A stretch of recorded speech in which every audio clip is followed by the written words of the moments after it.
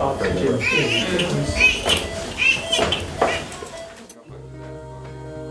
There are people all around the world that do not have these resources. What is it like to face your child being sick and not have the medicine that you need? It may never go beyond the fact that the families know that I'm a Christian and that I'm here with the Lutheran Church. I may never have an opportunity to share the gospel in a traditional sense, but in an untraditional way, I am sharing the gospel. Every moment I value life and I promote healing and wellness.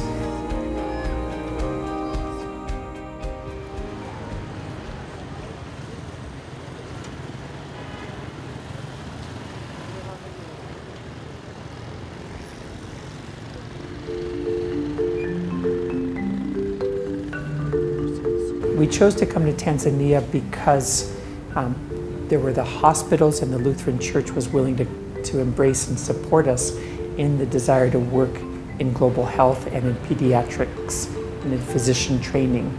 There are very few organizations today that are willing to sponsor full-time medical missionaries to go work overseas. So I'm involved in working and training physicians at two different hospitals, one called Arusha Lutheran Medical Center and its sister hospital, Selion Lutheran Hospital. At both hospitals, I have teams of young doctors and interns that I'm working alongside. These are Tanzanians. I'm Dr. Amon Jackson, born and raised in Arusha, but I'm a habitat of here, a Maasai by tribe.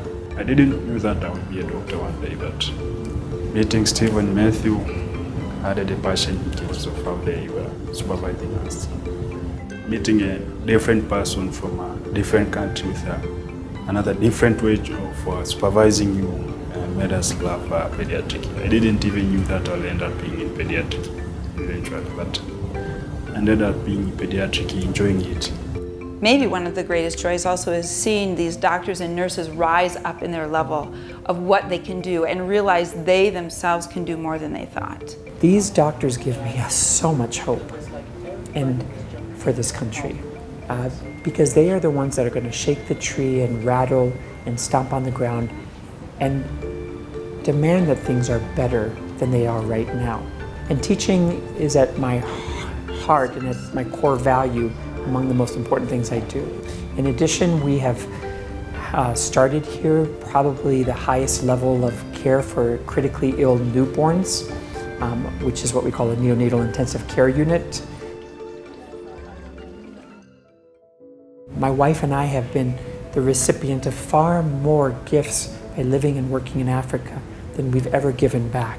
We're working with people who are deep in poverty and they do not have the resources for the medicine that they need.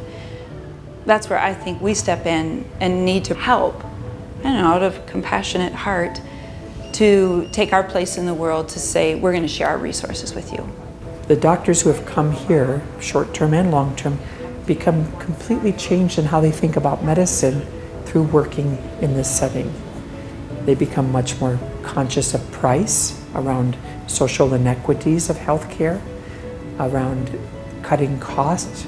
They change how they practice their medicine when they go back to the United States or their other countries. Fridays I come in, I can see a clinic that's going on with or without me, and mothers who are being helped and being evaluated, babies who are getting better, children who are getting better, and just to work alongside these Tanzanian nurses is probably something that gives me the greatest joy. The world today calls for a more expansive model of what it means to be a Christian working internationally.